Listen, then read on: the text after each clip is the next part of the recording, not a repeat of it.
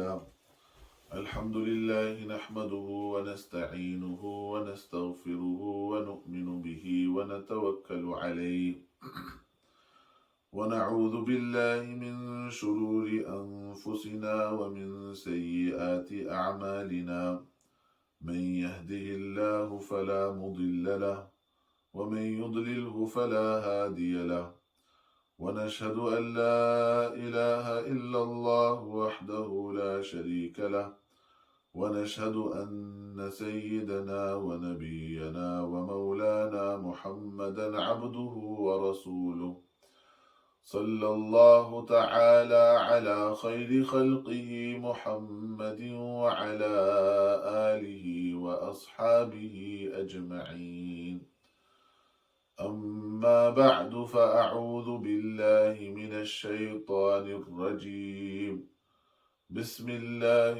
الرحمن الرحيم شهر رمضان الذي أنزل فيه القرآن هدى للناس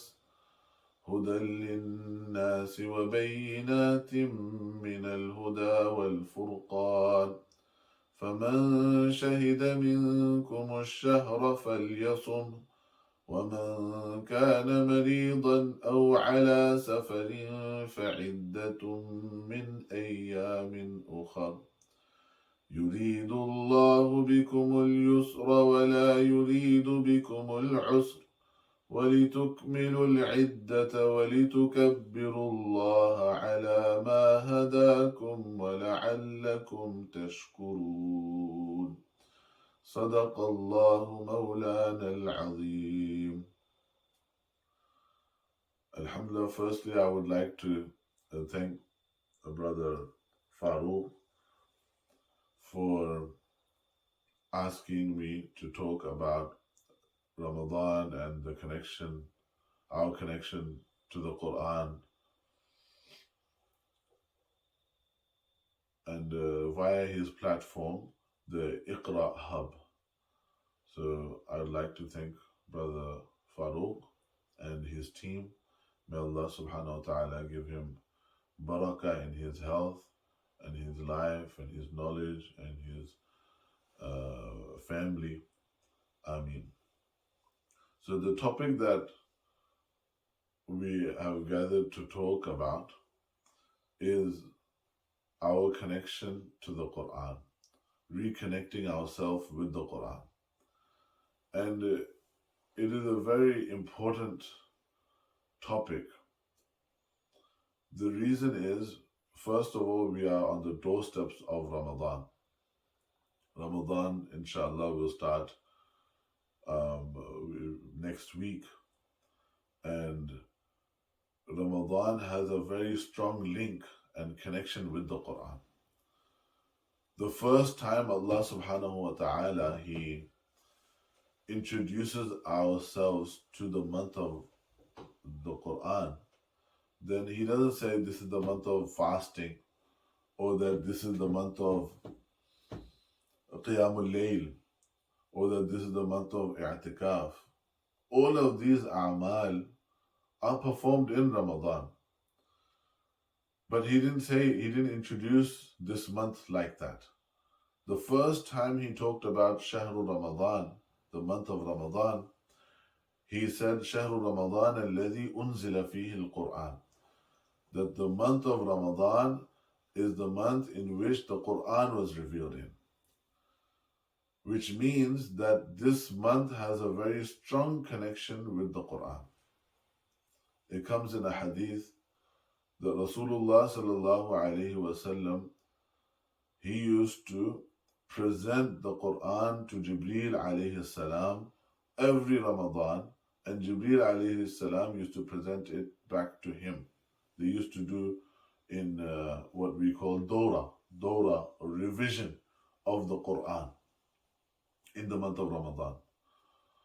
So Rasulullah sallallahu alayhi wasallam said that in the last month, last Ramadan before he passed away, he said that this month, this Ramadan, Jibreel alayhi salam came twice to revise the Quran with me.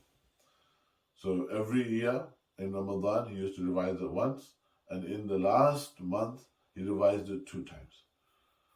So which means that the Quran has a strong connection with the month of Ramadan, and that is why we see that in Taraweeh, the fuqaha have written that it is sunnah mu'akkada, emphasized sunnah, to finish the recitation or the listening of the whole entire Quran in the during the Taraweeh Salah. So we should try to listen to the whole Quran or recite the whole Quran if we can during the Taraweeh prayer. If I want to sum up our connection with the Quran, I can do it in 4 points. The first point is the ruling of reciting the Quran. There's one thing that the fuqaha have written, which is fardu ayn. Fardu ayn means that it is obligatory upon every single Muslim to do. And it is fardu ayn for every single Muslim to know how to recite the Quran. If a Muslim, he has enough time means that a non-Muslim, he became a Muslim, and some time elapsed, a year passed by, so that's enough time.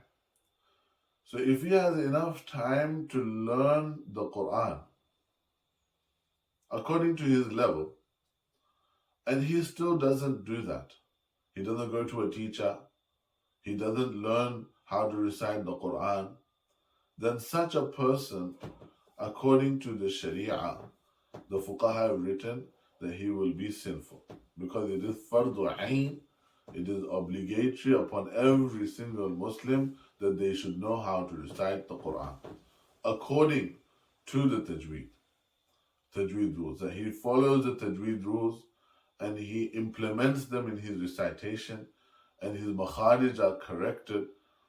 And if he doesn't do that, then he will be sinful. This is obligatory upon every single Muslim.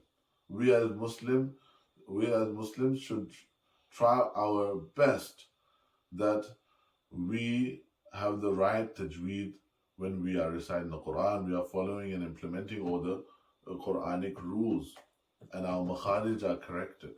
And we should time to time go to a qari or a hafiz or a alim and ask them to listen to our recitation, so that it is approved by them that yes, you are reciting the Quran correctly. Because even a minor mistake could change the whole meaning of the Quran. And instead of making it a source of mercy and a source of entering into Jannah through it, we might be cursing ourselves because of the way we are reciting. So we should learn, this is the first thing upon every single Muslim in reconnecting with the Quran, in connection and linking himself with the Quran, is that he or she should learn how to recite the Quran with proper tajweed, with all the tajweed rules, and implement them. And the makharij as well. The pronunciation should be correct. The other thing that fuqaha have written is that they have mentioned to some ahkam, some things, that these things are fard kifaya. What is fard kifaya? Fard kifaya means that if a group of people carry that hukum out, then the rest of that locality doesn't have to do it. For example, praying the janazah on a dead person, a dead Muslim. A person died, and the whole locality, if the whole locality doesn't pray Salatul Janazah, then every single person from that locality will be sinful for not performing Salatul Janazah, because Salatul Janazah is fard kifaya. But if a group of people get together and they perform the Salatul Janazah, then the whole locality now won't be sinful because of this group of people. So the ulama have written that it is fard kifaya to know the rules of tajweed, idgham, ghunna, ikhfa, qalqala, to know all of these rules, and so this is fard kifaya. So if we have one qari or one alim, one hafiz in our locality who knows these rules, then inshallah we will not be sinful. But if in the whole locality that we live in, there isn't even one alim and one qari that knows these rules, then every single person in that locality will be sinful for not learning how to, not learning the tajweed rules in detail. As for implementing the rules while reciting, without knowing, oh, this is ikhfa, this is qalqala, but it has to be read like this, that is fard ayn. As for knowing and detecting, identifying the ikhfa and identifying all of the rules, that is fard kifaya. Which means that if we have one alim in the locality, then inshallah we won't be sinful. But the other, that fard ayn, that we have to know how to implement all of these rules while reading the Quran. So our first task in reconnecting ourselves with the Quran is that we fix our tajweed. If we haven't already, then we learn the tajweed rules, how to implement them, and we recite the Quran according to how Rasulullah sallallahu alaihi wasallam used to recite it and how it was revealed on Rasulullah sallallahu alaihi wasallam. So this is our first and foremost task. The second thing is that is recitation of the Quran. That we should, on a daily basis, have a time prescribed for us where we sit down and recite the Quran. Whether it be, we can start off with 1 page or 2 pages. If we haven't already started, then we can start off with something small, that every day we recite 1 page of the Quran, or we recite 2 pages of the Quran. And if those who are eloquent and those who are fluent in their recitation of the Quran, then they should try to recite at least 1 juz of the Quran, 1 whole chapter of the Quran from the 30. So if 1 chapter is recited, then every month he does a khatam of the Quran. And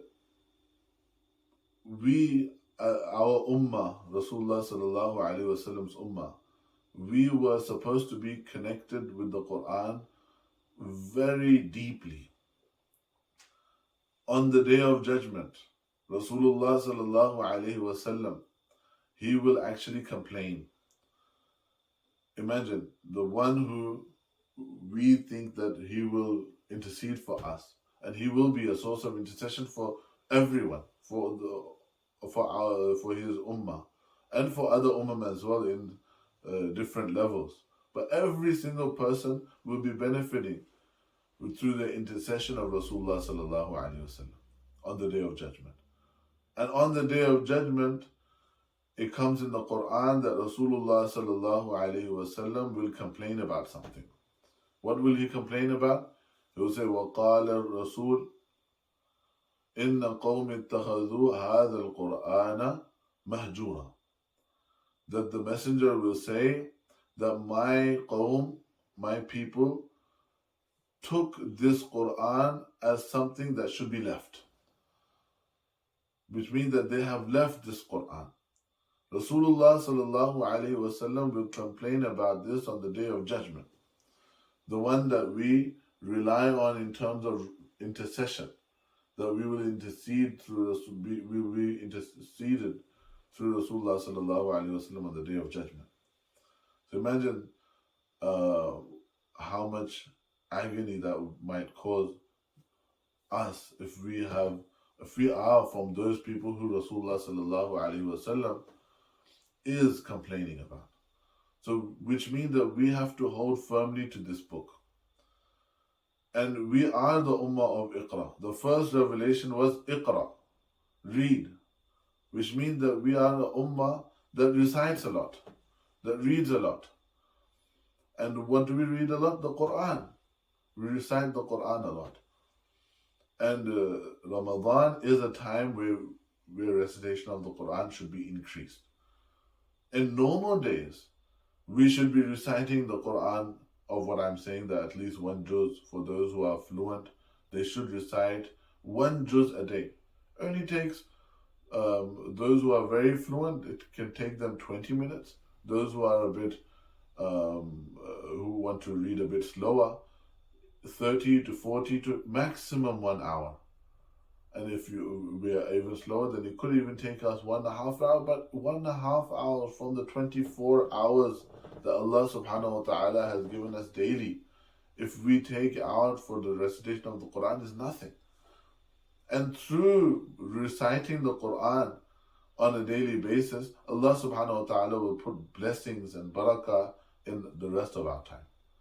So we should prescribe a time on a daily basis, this is outside Ramadan, to recite a portion of the Quran, and we recite according to our level, but we start off with, if we are not fluent, then at least 1 page, then 2 pages, and then we can increase in that. And those who are fluent, at least we should try to recite 1 juz a day. Previously, just 100 years ago, our teacher, Mufti Taqi Usmani, used to tell us that in Deoband, 100 years ago, not 100 years ago, a bit less than that, if you would walk outside out after Fajr, then in the Muslim houses, you could hear only the recitation of the Quran recited from their houses. And those that were considered to be irreligious, not religious people, just normal Muslims. We say this guy is a practicing Muslim. And then we say, okay, this guy is not so practicing. So those that were considered not so practicing, their tartib, their schedule was that they would recite 5 ajza, 5 chapters of the Quran on a daily basis. And they would finish the whole Quran in 1 week. This is irreligious people. These are people that were thought that these guys are not practicing. They don't practice religion too much in their life, Religion is not too much of a priority in their life. They used to recite 5 ajza on a daily basis. And so imagine how much the practicing Muslims used to recite those days. So we should fix this up as well in our lives, that on a daily basis, outside Ramadan, we should have a portion of the Quran that we recite on a daily basis. And as for Ramadan, then we should increase our recitation. We should intensify our recitation in the Quran, of the Quran. Imam Abu Hanifa, rahimahullah, it comes about him that as soon as the month of Ramadan used to start, he used to dedicate a lot of time to reciting the Quran. And on a daily basis, he used to finish the Quran 2 times. Once in the day and once in the night. And once throughout the whole Taraweeh. So by the end of Ramadan, he would have done 61 khatams of the Quran in the month of Ramadan. And if someone says, oh, that was very far ago, you're talking about Imam Abu Hanifa rahimahullah was born in the 80th Hijri, 80th year of Hijri, and he passed away around 150th year. So if someone said that was long time ago, now it's in the 14th century, 1,400 years have gone past after Hijrah. So, people have changed, the environment has changed. So just 100 years ago, we had Allama Shami, Allama ibn Abidin, the one who wrote Fatawa Shamia. He used to recite the Quran in the month of Ramadan with his full-time job 31 times. So every day he used to recite one Quran and in the Taraweeh he used to recite once. That would equal to 31 times. So even if we can't do that, we still have people today in Australia, alhamdulillah, that finish 10 ajza a day. So we don't really have an excuse. If we are able to recite, we should dedicate some time. And Allah subhanahu wa ta'ala knows how much time we're dedicating.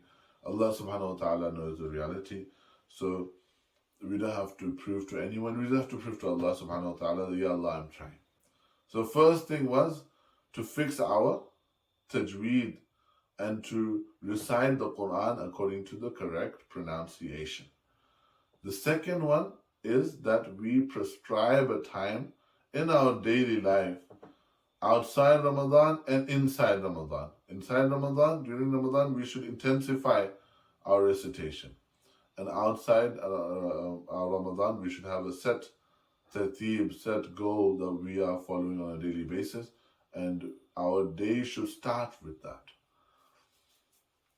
Inna Quran al-Fajr kana mashhuda. Allah subhanahu wa ta'ala said the recitation of Quran in the morning, in the after Fajr time, is mashhud. It is witnessed by the malaika, by the angels, which means it's rewarded. So a Muslim should start off his day with the recitation of the Quran. The third step is that we should try to understand this Quran as well. A lot of us, our native language is not Arabic. As for those whose native language is Arabic, they understand a lot of the Quran. Even they and we should go to teachers and learn even the explanations of the Quran, the true meaning of the Quran. We all say that we love Allah, we love Rasulullah sallallahu alaihi wasallam. Imagine if someone said that, if they say that if Majnoon, he used to love Layla a lot. And if he always used to say that, I love Layla, I love Layla, I love Layla. Day and night he used to say that. The ulama have written that do you think that such a lover of a girl, if she writes to him a letter in another language, in a language that Majnoon can't understand, do you think that his love will allow himself to accept the fact that I don't understand the language, so that's why I'm not gonna delve into what it means? No.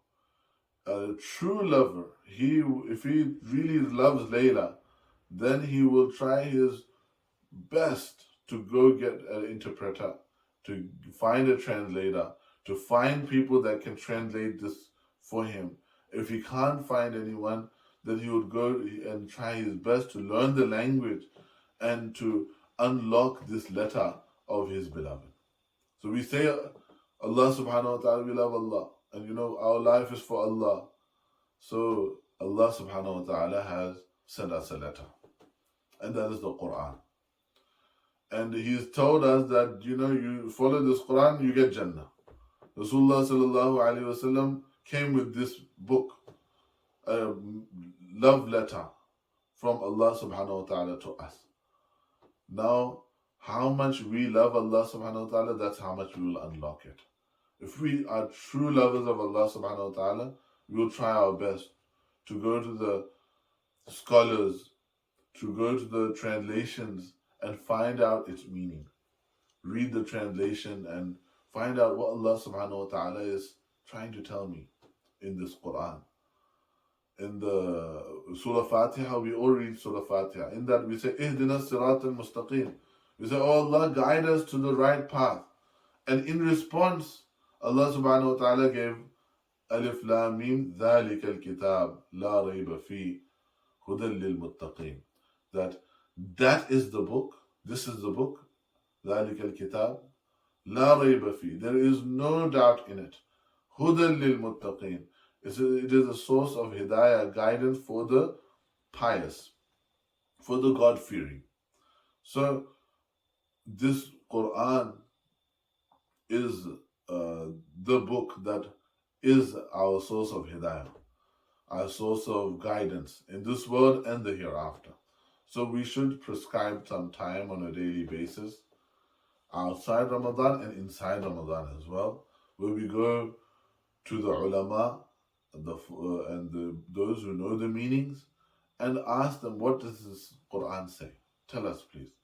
And there are also, alhamdulillah, our ulama, mashayikh, they have written books, translated the Quran for us in English, in Urdu, in Bangla, in all so many different languages.